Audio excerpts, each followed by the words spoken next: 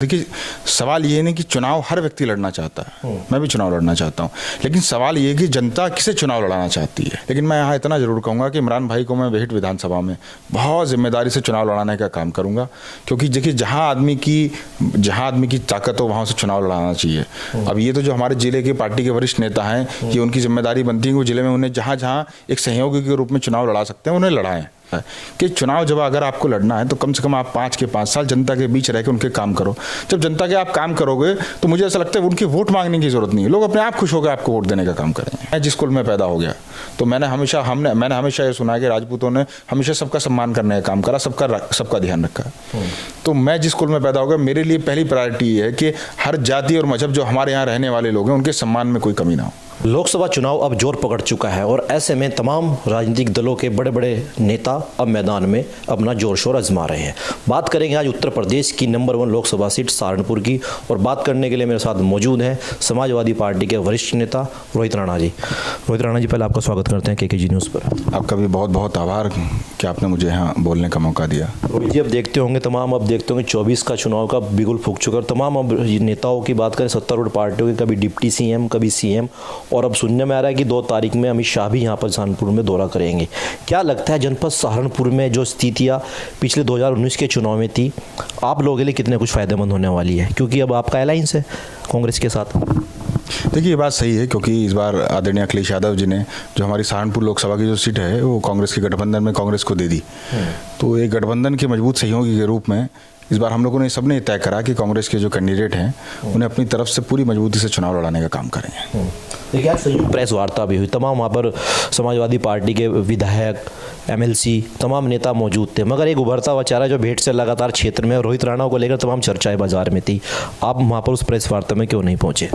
नहीं, ऐसा नहीं है। देखिए, क्योंकि मैं अपने क्षेत्र में, मेरे यहाँ एक चमावास की घटना हो गई थी, वहाँ एक हमारे यहाँ लड़की का एक मामला था, तो मेरे पास जिलाध्यक्ष जी का फ़ोन आया था, तो मैं वहाँ उस घटना की वजह से नहीं जा पाया।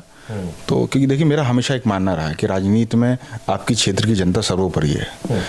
आपकी जनता के हितों का आप ध्यान रखोगे तभी चुनाव में वो आपको वोट देने का काम करेंगे। और हमेशा से मेरा पहला मानना रहा है कि अगर आपके पास किसी दिन आपके क्षेत्र के लोगों का फ़ोन आ जाए तो आप प्राथमिकता उसे दो। तो बस इसी कारण की वजह से मैं आज वहाँ प्रेस वार्ता में जा नहीं पाया। रोहित जी, निकाय चुनाव में आपने देखा होगा जिस प्रकार आशू मलिक जी को लेकर और इमरान मसूद साहब के अंदर तमाम छींटाकसी हुई, तमाम बयानबाजी हुई। क्या लगता है वो चीज़ें अब दूर हो चुकी होंगी, क्योंकि अब मजबूरी है, अलायंस है, कहीं ना कहीं वोट भी मांगने जाना पड़ेगा विधायक साहब को या तमाम नेताओं को? देखिए, ऐसा है कि क्या आपस की नाराज़गी थी या क्या रही, तो इस बारे में तो वो दोनों ही लोग आपस में बेहतर से बता सकते हैं। लेकिन मुझे ऐसा लगता है कि हर चुनाव के अपना एक माहौल होता है, हर चुनाव के अपने एक नए समीकरण होते हैं। जो चुनाव बीत गया, मुझे ऐसा लगता है कि उस पर बात करने से बेहतर ये है कि जो आने वाला चुनाव हमारे सामने है उस पर बात करी जाए, पहली बात। दूसरी बात, मैंने हमेशा कहा, आज फिर मैं ये कह रहा हूँ कि देखिए, सवाल ये नहीं कि चुनाव हर व्यक्ति लड़ना चाहता है। मैं भी चुनाव लड़ना चाहता हूँ, लेकिन सवाल ये कि जनता किसे चुनाव लड़ाना चाहती है। मैंने इसलिए हमेशा कहा कि जो भी चुनाव लड़ने का इच्छुक है उसे कम से कम 5 साल लोगों के बीच में रहना चाहिए। लोगों के यहाँ शादियों में, लोगों के यहाँ मैयत में, अगर उसकी कोई थाने की, तहसील की, कप्तान का कोई मामला है तो कम से कम 5 के 5 साल निरंतर उसकी सेवा करें। जब आप उसकी सेवा करोगे तो 5 साल बाद जब चुनाव का वक्त आएगा, मुझे ऐसा लगता है कि उसे वोट मांगने की ज़रूरत नहीं है।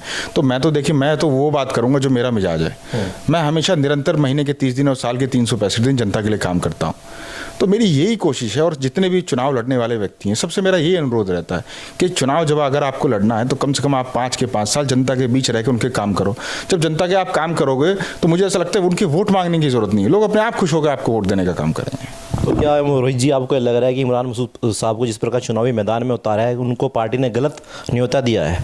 नहीं, मैं तो आपसे कह रहा हूं कि वो गठबंधन के बहुत मजबूत प्रत्याशी हैं, और एक साथी के रूप में, एक भाई के रूप में बिल्कुल मजबूती से विधानसभा बेहट में, क्योंकि पिछले कई वर्षों से मैं वहाँ संघर्ष कर रहा हूँ, तो हर बूथ पे वहाँ मेरे 439 बूथ हैं, 439 बूथ पे मेरे मजबूत साथी हैं। तो मैं अपने विधानसभा क्षेत्र में बहुत मजबूती से गठबंधन के प्रत्याशी को चुनाव लड़ाने का काम करूंगा। ये मैं अपनी जिम्मेदारी समझता हूँ। क्या कुछ रणनीति बनाई है चुनाव को जीतने के लिए? तमाम आपने देखा होगा 19 के गठबंधन के अंदर बसपा के साथ में गठबंधन था, मगर बहन जी ने तो साफ तौर से से कहते हैं किसी गठबंधन में शामिल नहीं होगी, और अब बसपा से माई दली मैदान में है, क्या कुछ कहेंगे? देखिए, बहुत अच्छा सवाल आप, ये रणनीति का। देखिए, रणनीति तो उन्हें बनानी पड़ती है जो सिर्फ चुनावों के बीच में लोगों के बीच में चुनाव के समय जाएंगे।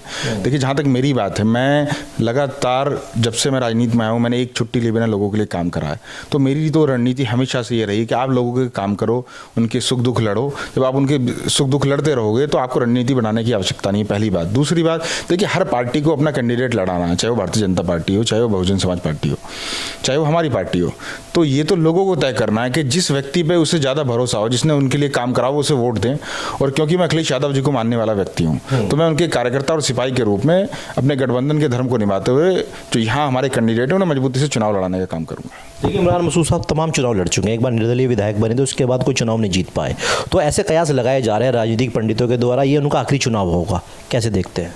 देखिए, ऐसा है कि ये तो वही जानते हैं कि भाई आखिरी, क्योंकि देखिए हर आदमी का व्यक्तिगत निर्णय है कि उसे कौन सा चुनाव लड़ना है, कौन सा नहीं लड़ना। और पहले जो चुनाव रहे उसके बारे में मैं कुछ नहीं कहना चाहता, लेकिन मैं यहाँ इतना जरूर कहूँगा कि इमरान भाई को मैं बेहट विधानसभा में बहुत जिम्मेदारी से चुनाव लड़ाने का काम करूँगा।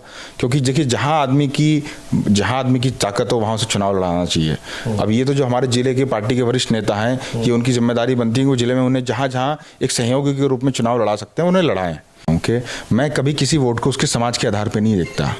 मैं पता नहीं कितनी घटनाएं आपको बता सकता हूँ कि मैंने कभी जब मैं काम करता हूँ तो कभी मैंने उसका समाज नहीं देखा। अब यहाँ मैं आज जब आपने दलित समाज की बात करी तो आपसे 2 साल पहले ये घटना है हमारे यहाँ भेट अड्डे में, जब एक हमारे जूते काटने वाले हमारे एक साथी हैं, छोटे भाई हैं, जब उनका खोखा उखाड़ दिया था तो मैंने उनकी लड़ाई लड़ी और फिर एक लंबे संघर्ष के बाद उनका खोखा वापस रखवाया।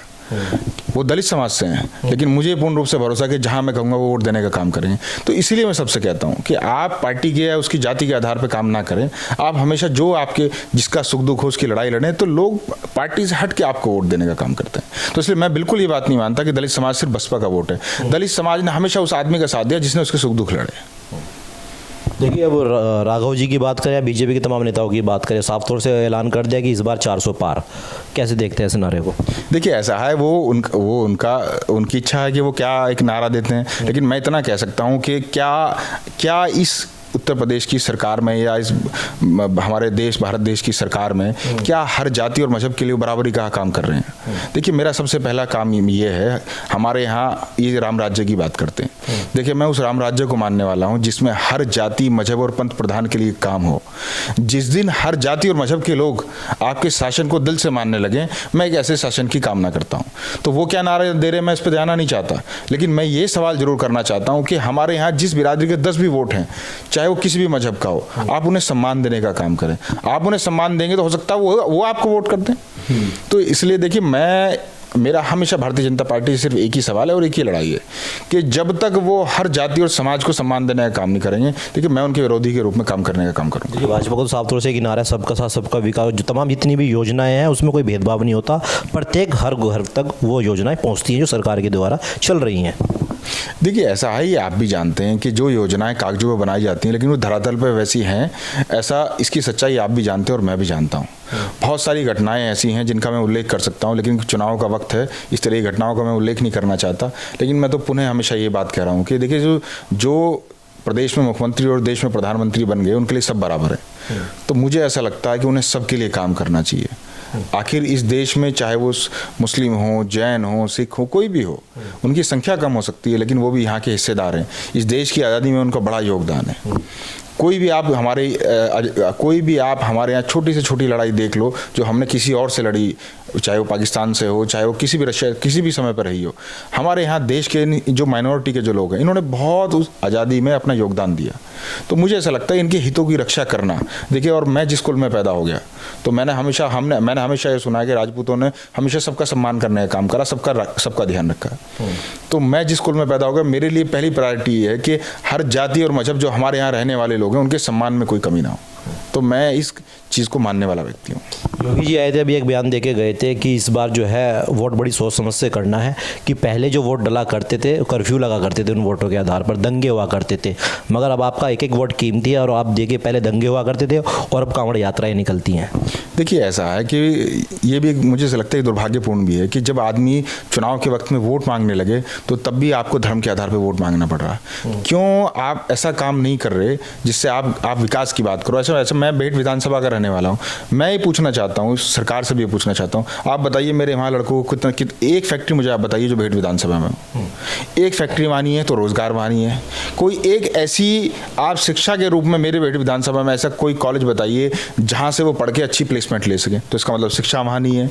मेरे यहाँ आम की फल पट्टी है, जहाँ मेरी विधानसभा क्षेत्र के जो बाग वाले करने वाले लोग हैं उनका आम पूरे विदेशों में जाता है, लेकिन कोई एक फल मंडी आज तक नहीं है वहाँ। आज तक आम की फल मंडी का निर्माण नहीं करा पाए। मेरे यहाँ सारा जंगल का क्षेत्र है, आज तक फायर स्टेशन नहीं बना पाए। तो जिस विधानसभा में जो पूर्ण रूप से जंगल में ज़्यादा, वहाँ जंगल का एरिया हो, वहाँ ये एक फायर स्टेशन नहीं देख सकते। तो देखिए, मैं तो अपनी विधानसभा क्षेत्र के विकास की बात करूँगा तो मेरे यहाँ तो कोई विकास नहीं है। तो जब मेरे विधानसभा में मैं आपको पॉइंट आउट करके बता रहा हूँ, ना वहाँ फायर स्टेशन है, ना वहाँ आम की मंडी है, ना वहाँ बच्चों की शिक्षा की व्यवस्था है, ना वहाँ कोई फैक्ट्री है। तो जब मेरे यहाँ विकास नहीं है तो मुझे नहीं पता वो कौन से विकास की बात कर रहे हैं। जिस दिन मेरे यहाँ विकास होगा, अगर ईश्वर ने मुझे मौका दिया, वहाँ से विधायक बनने का मौका मिला, तो मैं सबसे पहला काम ये करूँगा कि कम से कम वहाँ अपने लड़कों को रोजगार दिला सकूँ, वहाँ फैक्ट्री ला सकूँ, ताकि वहाँ बच्चों को रोजगार मिले, शिक्षा के रूप में काम हो सके।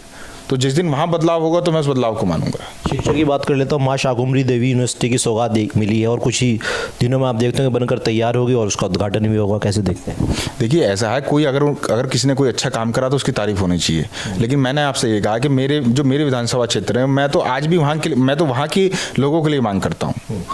तो मेरी तो पहली मांग यही है कि मेरे विधानसभा क्षेत्र में कोई तो ऐसा शिक्षा का संस्थान आप दे दो जहाँ, अब ऐसा है कि जो मेरे यहाँ मेरा पहला गाँव है रहना, वो बिल्कुल यमुना के बॉर्डर का गांव है।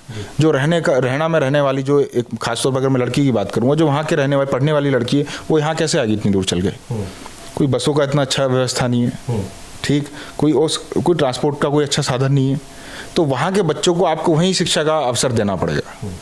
तो मैं तो जब तक मेरे विधानसभा क्षेत्र में विकास नहीं होगा तब तक मैं विकास को मानने वाला हूँ। तो भेंट में वो सरकारी योजनाएं नहीं पहुंची या फिर कुछ कमियां मानते हैं, वहाँ के स्थानीय विधायकों की कमी मानते हैं या फिर सरकार की कमी मानते हैं? देखिए, ऐसा है, मैं किसी की बुराई नहीं करूँगा, मैं किसी की कमी गिनाने लगूँ, मैं उस पर जाने वाला आदमी नहीं। मैं तो सिर्फ इतना ही कहूँगा, अगर ईश्वर ने मुझे मौका दिया तो मैं कम से कम अपने भेंट के लोगों के लिए बदलाव लाऊंगा। वहाँ कम से कम काम करके दिखाऊंगा कि नहीं, नेता बुरे नहीं होते, नेता काम भी करते हैं। तो मैं इसलिए किसी और पे आरोप नहीं लगाना चाहता। चलिए, आखिरी सवाल पूछना चाहूँगा, अब इमरान मसूद साहब की जीत के लिए कौन सा मंत्र जनता के बीच लेके जाएंगे रोहित राणा? देखिए, ऐसा है कि मैं तो जो मेरे व्यक्तिगत रूप से जो मेरे करे हुए काम हैं, मैं उनके आधार पर वोट मांगूंगा, और जो इमरान भाई ने लोगों के लिए जो काम कर रहे हैं, मुझे ऐसा लगता है कि वो भी उसी आधार पर वोट मांग रहे हैं, और तो इसी आधार पर हम इस लोकसभा को जिताने का काम करेंगे। चलिए, बहुत बहुत शुक्रिया रोहित जी। तो ये थे भेंट से युवा नेता रोहित राणा, जिन्होंने 2024 के चुनावी दंगल पर हो रही चर्चा पर बेबाकी से अपनी राय रखी। आपकी इस वीडियो में क्या राय है, कमेंट सेक्शन में अपनी राय लिखना भूलें। नमस्कार।